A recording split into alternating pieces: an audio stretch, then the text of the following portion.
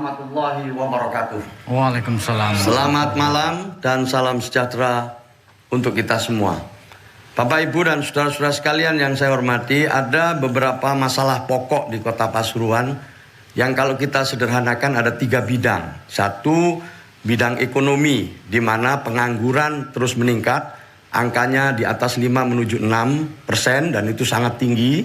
Kedua, PAD hanya 18%. Itu artinya bahwa ada sesuatu kapasitas fiskal yang sangat rendah. Kemudian juga ada kesenjangan pendapatan yang luar biasa. Cukup bisa kita lihat kalau dibandingkan dengan Jawa Timur, itu kita masih di atas rata-rata Jawa Timur. Kemudian IPM di bidang sosial misalnya, IPM kita, Indeks Pembangunan Manusia dari sisi kesehatan, pendidikan, dan juga penghasilan masih dalam level bawah di tataran kota di Jawa Timur. Angka kematian bayi lahir juga masih sangat tinggi. Ada kasus gizi buruk dan fasilitas kesehatan yang belum memenuhi harapan warga Kota Pasuruan.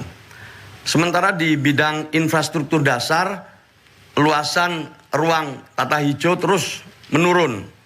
Yang sekarang ini tentu ini harus mendapatkan perhatian yang cukup, karena di kota amat penting ruang hijau agar masyarakat bisa nyaman.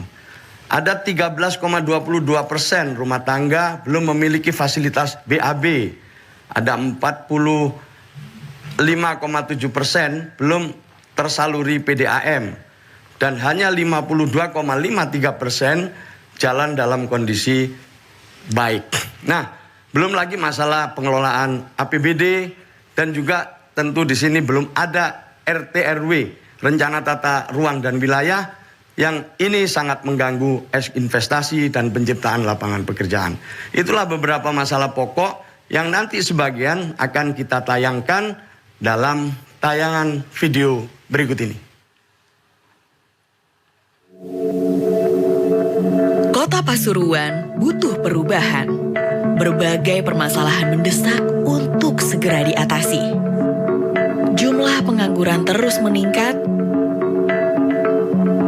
sedangkan pertumbuhan sektor dan nilai industri terus merosot dalam 1 tahun terakhir. UMKM yang diharapkan menjadi salah satu penyerap tenaga kerja juga terus memperlihatkan tren negatif. Hal ini sungguh miris, mengingat Kota Pasuruan punya potensi wisata religi dan bahari yang belum digarap optimal. Inilah yang membuat Gus Ipul dan Mas Adi membuat program Kembang Giri yang berfokus pada hal-hal berikut. Membangun kawasan terpadu yang berpusat di seputar alun-alun, Masjid Agung, dan Kota Tua.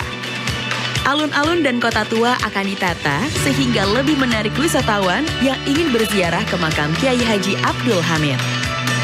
Sarana dan prasarana penunjang seperti jalan, transportasi, dan fasilitas kebersihan akan dibenahi untuk membuat wisatawan lebih nyaman berkunjung.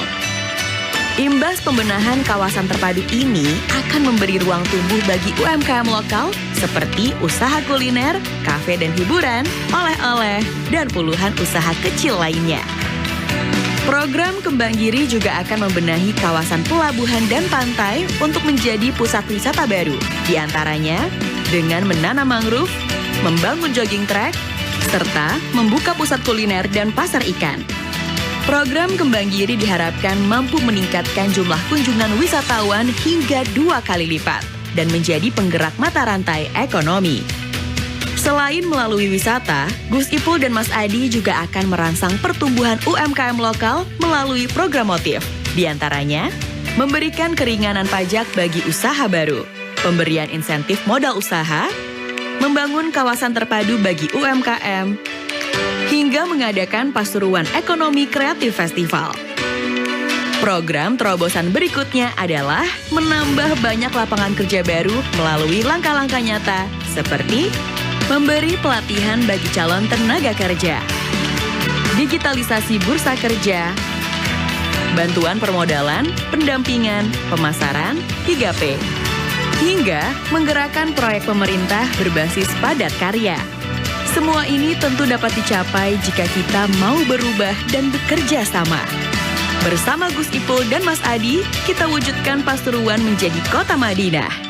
Maju ekonominya, indah kotanya, harmoni warganya. Insya Allah. Coblos nomor 1, Saifullah Yusuf Adi Wibowo.